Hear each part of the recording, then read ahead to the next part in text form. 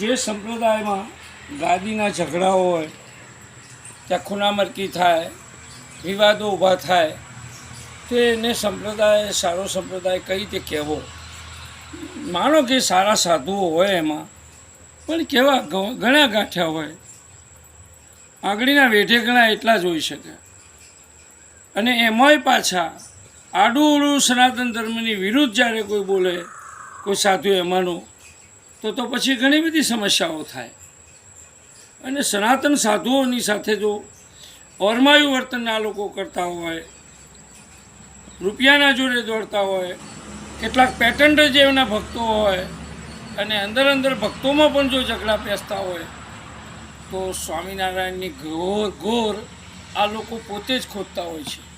અને એમાં પણ સનાતન ધર્મની વિરુદ્ધ જો કોમ્પિટિશન કરે, અને એમાં સનાતન દેવો અને દેવીઓને સંતોને જો નીચે પાડવાની વાત થતી હોય, અને એવો પ્રયત્ન થતો હોય જાણે અજાણે એ લોકો તરફથી, તો ચોક્કસ આ ધર્મના માટે ખતરો છે.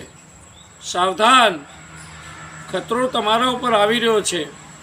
માટે સ્વામિનારાયણના સંતોને, સારા સંતોને કરબદ્ધ પ્રાર્થના, ગંદા રાજકારણથી દૂર રહી, સનાતન ધર્મની સાથે રહી, તમારી શિક્ષાપત્રી, વચનામૃત, સંતોની પૂજા, સંતોનો પ્રેમ, પૂજા બધું કેળવો, એની અમારી ના નથી. માટે આટલી જ વાત મારે કરવી પડે છે.